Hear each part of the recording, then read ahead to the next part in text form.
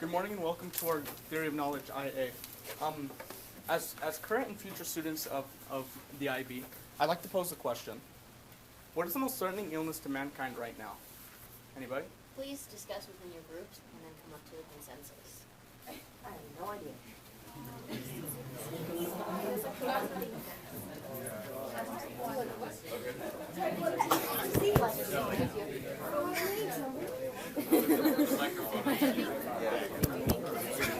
It could be like, illness could be like a, like a violent one, like how we're not going to be able to understand how like worlds, like that could be. But is it the most threatening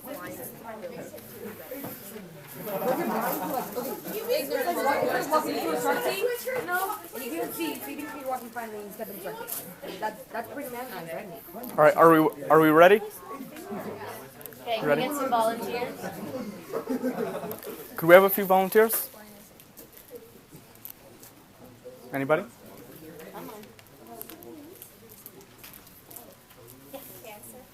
Cancer, there we go.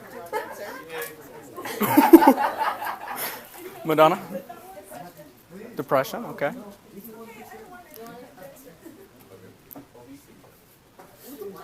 No! I just throw it. Anybody else? Okay.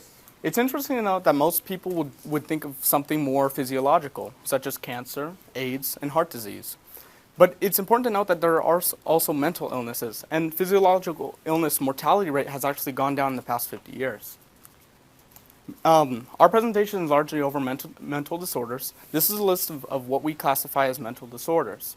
It's important to note that mental disorders are they have an earlier onset. So instead of rather a physiological disease where it comes on much later on in life, mental disorders are often 75% taken on by the age of 24. And they're very, very common. 1 in 5 people suffer from some sort of mental illness. 1 in 20 have a disabling mental disorder. Mimi, could you stand up? Would you mind standing up? Bithia, go ahead, stand up. Madonna, stand up, please.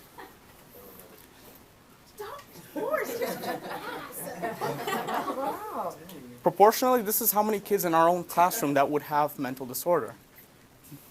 Some of them might have it, in fact. So for this next activity, it's very simple. I would like you simply to have an initial reaction to the picture we show. Any initial reactions? Anybody? Juniors? Come on, Satano. Xavier? Transcendence. Transcendence, there we go. Sorry if I hit you. Troy, and then Mimi.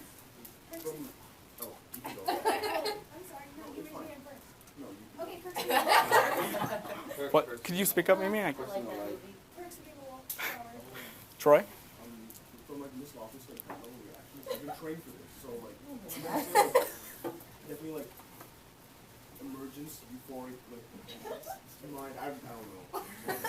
Yeah, that's good. Jordan. That's for not knowing. It's like death. I say there's a light at the end of the tunnel. Okay. All right. So a general consensus is that this is viewed from a negative light going to a positive light.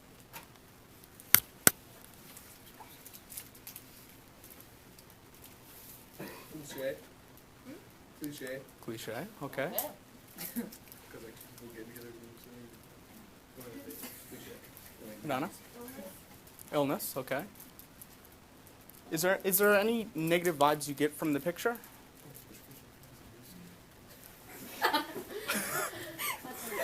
Troy?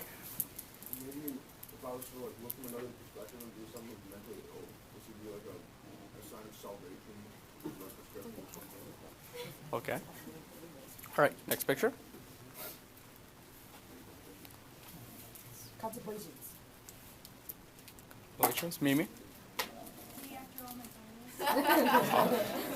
Good.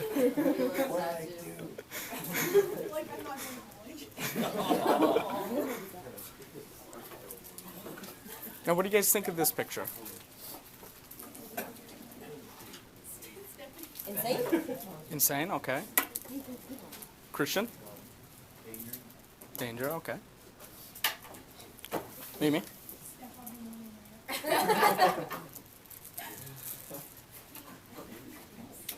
In this picture. Vidya? Innocence, okay. Troy? Potential danger. Oh. Okay. Xavier? Man, this object is heavy. Okay. Excuse me for my awful throw. And our last picture. What? Yes. Beautiful. Beautiful. Good. Anybody else?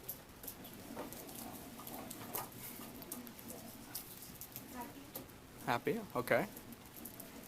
We do want gut level reaction people. Like, What was your? Go ahead. He's like overcomer. Okay.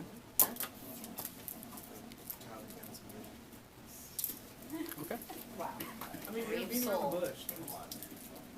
Now Xavier. Okay. How about you? Now, as a debrief, I'd simply like to ask, what do you think of the pictures collectively when taken all together? What was the general message that you think we're trying to portray? Well, it kind of was like the different like phases. Like it started off like not really having hope, and then at the end we really smiling. Yes. Oh, I'm very good to it, so enjoy. Anybody else? What did you, and I'd like to ask, what is your current perspective of the mentally ill? Anyone? Stephanie?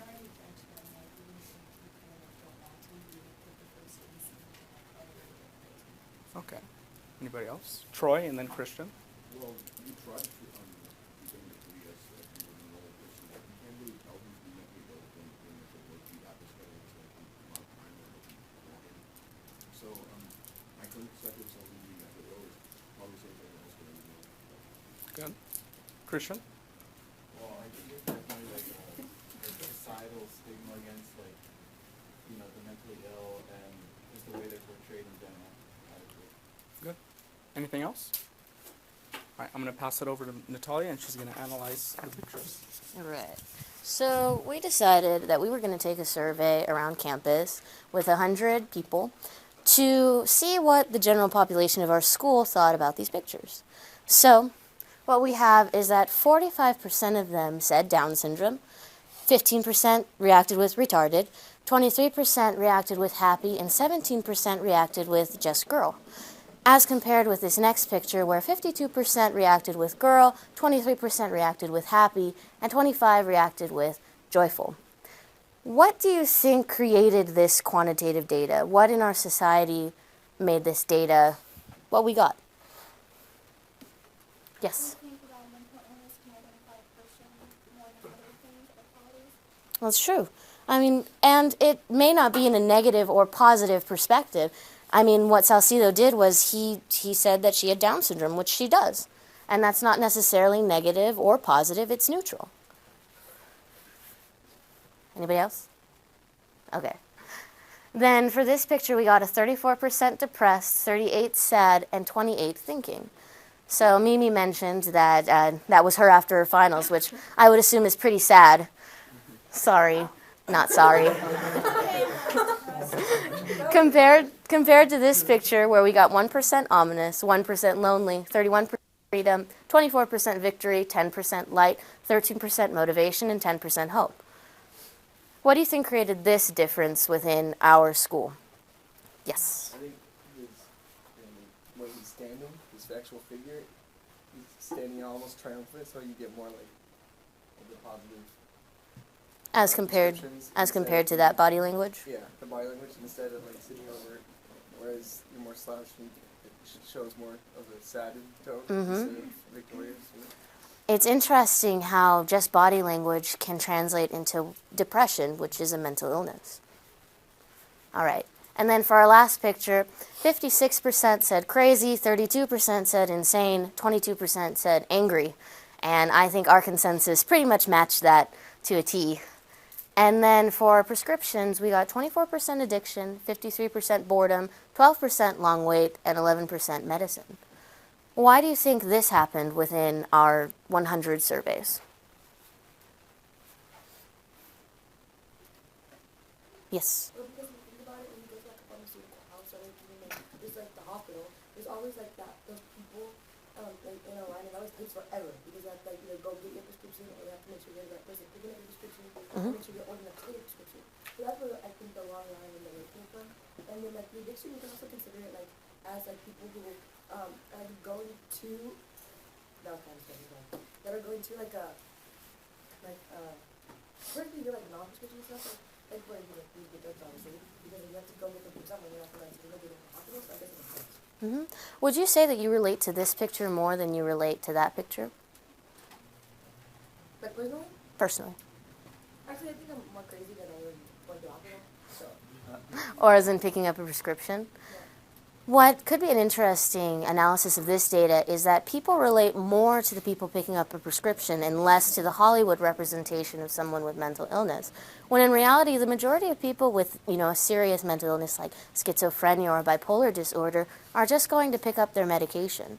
They're not in a straitjacket like Hollywood would represent. And this kind of shows the stigma that we have in media against people who have a mental illness. And that leads into our problem of knowledge, which is to what extent is our, that did not follow me, is our understanding and treatment of the mentally ill influenced by American media. So, All right. So we already seen this like 3 times, but here's the circle. It's your life. You're going to be knowing this for the rest of your next 2 semesters. So from what we're doing is we're doing media, and we're seeing how American media portrays mental illness. And the way media does this is they use all different ways of knowing. They use our sense perception because obviously we have to see them somewhere. But when we do that, their purpose is to evoke some sort of a emotional or logical response that gets us thinking or gets us interested into their subject. And they also use language because they need to persuade us. They want to keep our attention. And so, like you said, media in most ways is considered an art depending on who you ask. But we're also looking at how they depict mental illness, which is a very ethical problem, and we'll show you a little bit later. So before I show you my area where I'm going to be talking about, I have a little video clip for you guys. Can you do it, Logan? Okay.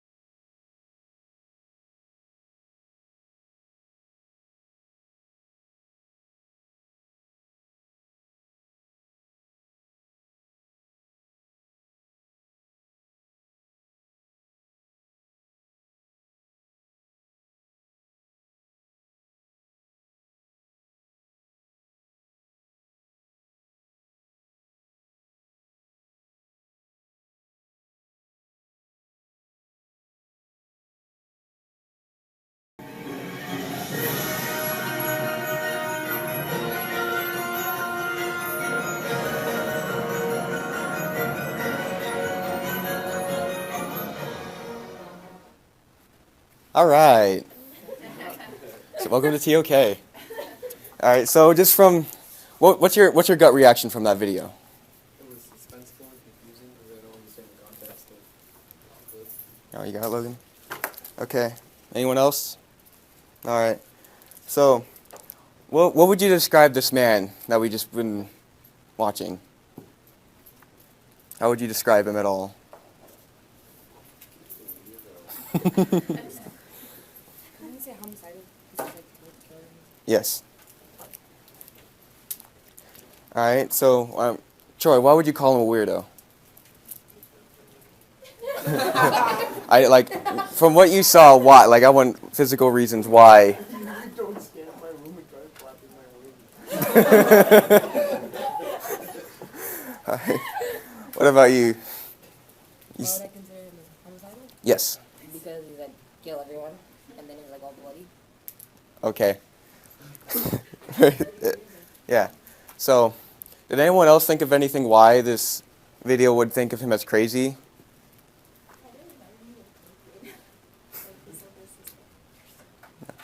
Okay. Okay. Then no one just thought about how, like, maybe the suspenseful music made you think that way. Maybe the way that they portrayed him, you know, they kept flashing in and out of different scenes trying to show that he had a fragmented mind or something. No? Okay. I'm surprised. TOK people not thinking about that. So, overall, would you deem him mentally ill? Just overall, no? Why?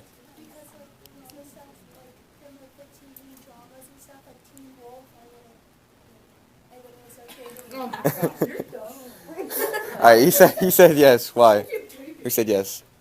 Okay. I say yes because like, well, kind of what you said about like the flickering. I just like and like because like he was like looking at the picture of like the little Mary God thing, whatever it was, when he was like hugged with the wings. Yeah. Oh yeah, whatever that's called.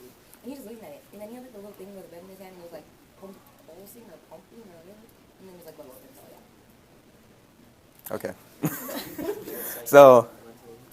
So just from the video, like it inspired you. Did anyone feel like kind of interested? Like they just kept seeing this and it was like they felt like it wasn't boring to them. Did people feel this video and this guy was boring? No. No. Yeah. That increasing tension throughout. Okay, so increasing tension. So and you're talking about the way the video was shown to you because it keep increasing the tension. All right, so let me just move on. Yeah. All right, so I'm going to be talking about movie and TV and how they portray mental illness. So here I have a list of different movies and TV shows that have been portrayed, and they're quite popular for most people, I would assume. Okay, so if you've seen these movies or shows, see how they describe people. Look at Dexter, Hannibal, right? They are violent serial killers. They're bloody. They're killers. They're insane killers that have no sense of humanity. Or I don't know much about Dexter, but they said no sense of humanity because they're killers and they keep constantly killing because they don't know how to feel. Look at like something like Wilfred. They crack jokes on a guy who believes he can talk to his dog. He sees his dog as a person, but no one else sees him that way, right? And then if you look at Criminal Minds, it's a cop show basically, and they constantly catch serial killers. Every week there's a new episode where they catch another killer, someone else who killed someone, and that person is usually depicted as someone who's not. They never see him as like a sane person. So these shows will show extremes of mental illness, because what we think when we see this is, oh, there's a serial killer on the loose every day.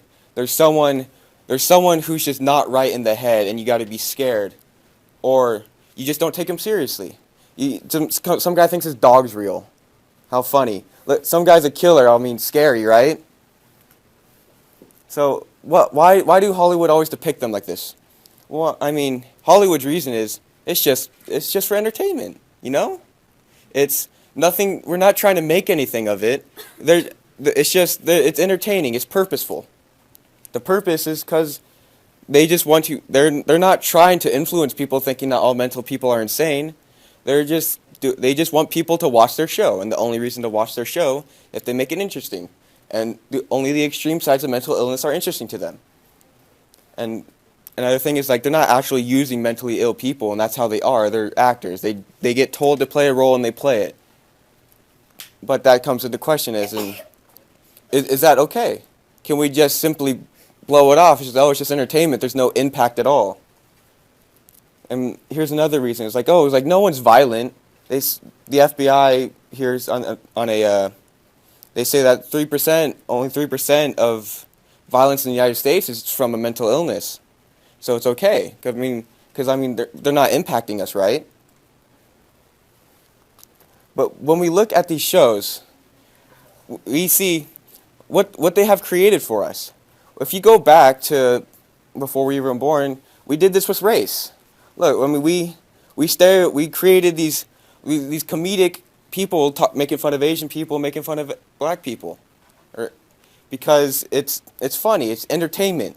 But what they did is they created the basis for stereotypes. They created the basis for Asian people always eating rice. I mean, half of that's true, but they created the basis to make jokes out of it. So, and how can we say that's not different from what we've seen from these shows?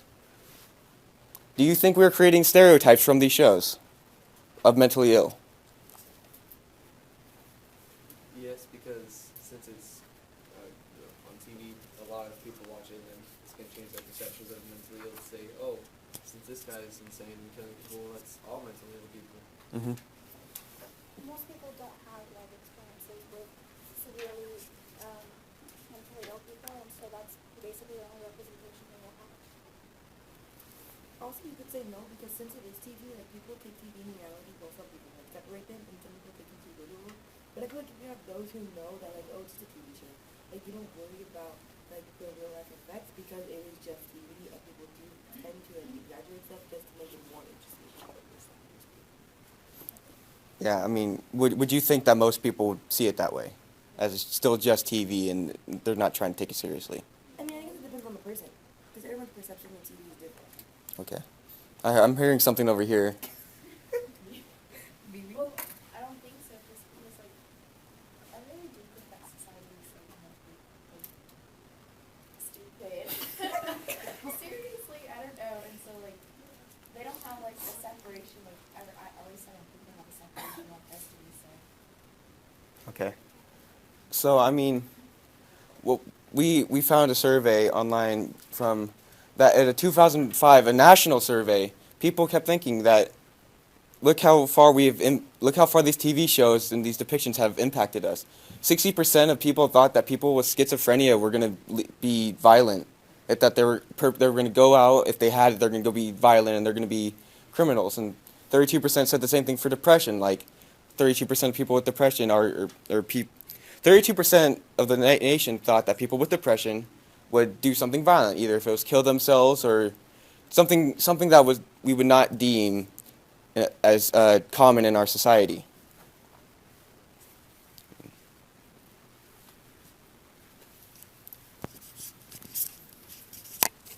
As Jared has just analyzed the television and the movie sources of portrayal of mental illness, I'm going to be analyzing the news, how the news portrays mental illness.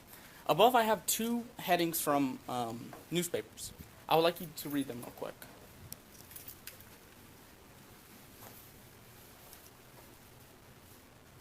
The first, man with schizophrenia savagely beats 2-year-old boy in brutal assault. Bystanders refuse to intervene. Any comments? What's your gut level reaction?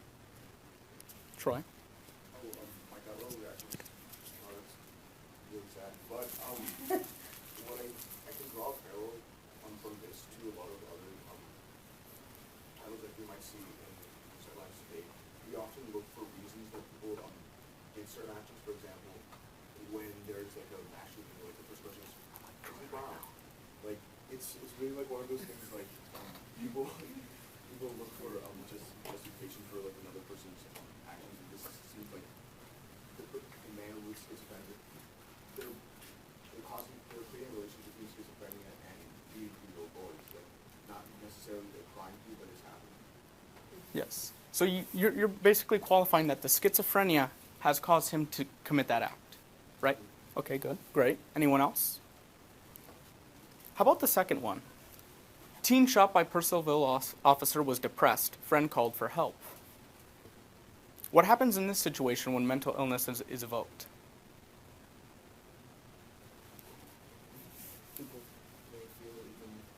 sad for him to me, or more pity for him because he had a mental illness and he was depressed and then he was killed by an officer. So Okay. And how do you think the officer will be received by the public? even more Negatively? negatively than he would have been for just shooting a teen, which is still pretty negative. Okay. Anyone else? So by these two news articles, go ahead, Dua. I was gonna say, I think it might be the exact opposite, because I think that by saying he's depressed, that someone can assume that the teen put himself in that situation, which can make the officers seem less guilty. Okay. Good. Anybody else before I move on? Okay. So in these two articles, we really see the two-faced nature of this debate. We see a man with a mental illness does commit a violent act. In the second one, we see a normal citizen committing a violent act towards the mentally ill. So we see the two-faced nature. We see social stigma go towards the man with schizophrenia, and as the schizophrenia was the cause of beating the child. But in the other one, we feel some sort of sympathy for the actions of the man who's depressed, and we feel a little hatred towards the officer who had shot him. So the news and policies and reason. The news has has unique ways of altering our ways of reasoning, which is a way of knowing. The news can alter the knower's perspective by influencing the deductive and inductive reasoning. Those types of reasoning are simply drawing conclusions from the general to the specific and drawing conclusions from the specific to the general. As news can, it often overportrays the effect that mental illness has on someone's actions and of their personality. By over-exaggerating what a mental illness does to a person, it influences someone's deductive and inductive reasoning. If they read multiple articles about specific cases of mental illness as a cause of a violent action, they will soon reason that all mentally ill are violent. Now, if they see general consensus in the media that the mentally ill are off and that they are violent, then as a knower, someone will think that those who are mentally ill around him also are bad in that respect. The news also has a lot to do with post hoc ergo propter hoc. This is what Troy had pointed out earlier. Basically, the occurrence of mental illness and the occurrence of violence does not necessarily establish a cause relationship status, right? The man committed the action in a completely different reason. It was not only the mental illness, and it's very hard to prove so. It's also important to point out that the mentally ill can be abusive. They can be violent. But if we look, there's actually more abuse towards the mentally ill than there is towards others by the mentally ill.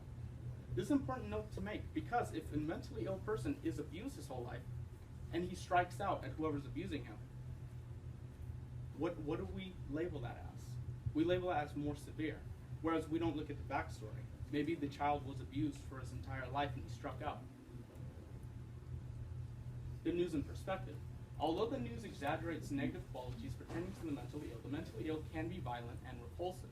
So the question to ask is, how do we deal with someone with mental illness who is violent? Are there any suggestions?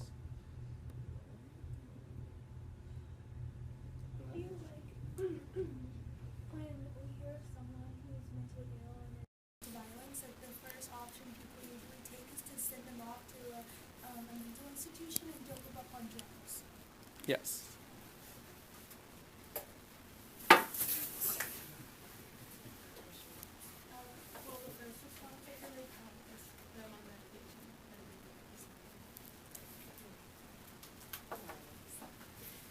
Do you think better understanding mental illness in this society would perhaps correct a lot of the problems we have today with mental illness? Anyone? Go ahead. Yeah, I feel like if we know more about it and how to treat it, then it would also help those around them. If you have a friend who you didn't know had a mental illness, and then now you know they have a mental illness, it's also more, you can be more cautious what you do, because you know what sets them off. Yeah. Okay. Anyone else? Go ahead, Christian. I think basically the media should just not make assumptions before, like just because someone had a mental illness doesn't mean it needs to be reported as one of the causes of something. There should be a clear like link before they can actually report something like that. Okay. Now, what is your view on when someone commits an act and then later on they're deemed to be mentally ill? Is there any kind of fallacy there? If someone commits a vile act or something that is socially bad, can we just deem them as mentally ill? Luis? Yeah, there is a bit of hindsight bias and that sort of thing. You tend to see it only after the fact, but at least tend to find all the factors that might have hinted at what would have happened, or what led to this. And Yeah. you can just label it as mentally ill just because Okay. it gives an excuse. Yeah. And also with the excuse things, because like when you see a murder case and then a lot of the defense attorneys will try to get them deemed as mentally ill so they can have a lighter sentence. So I really think that that's like it's like a, I don't even know what it is. Yeah. Now, Scapegoat. Yeah, scapegoat. There we go. Anyone else? Now, I'd also like to pose, most mental illness cases are simply, they're not registered. We don't know about it. Many people don't even know that they themselves have a mental illness. So hindsight bias is 100% correct. But can someone after they commit that act, is it reasonable to label them mentally ill? So say I that. think the only reason that the media looks into it and calls most people mentally ill is for like our culture's own closure. Like, oh, they're mentally ill, that's why they did it. People want to know, like, especially for like mass shootings and things like that. They want to know a reason why it happened, or so it kind of decreases their own fear in it. Because if someone's just shooting for no reason, then that's almost more frightening than someone shooting because of an illness they had. Yeah. Anyone else? Troy?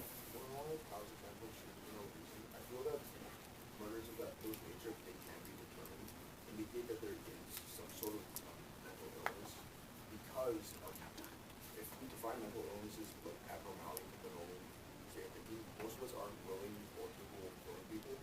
So having the capability to do so in case of abnormality could be classified as mental illness. Do we sometimes qualify a vile action with mental illness only because we're afraid that there may be a reason for the action? Mental illness, sometimes do we qualify an action by a mentally ill person because we're afraid that maybe there is a reason behind their action? Yeah, I think so. Okay. Anyone else?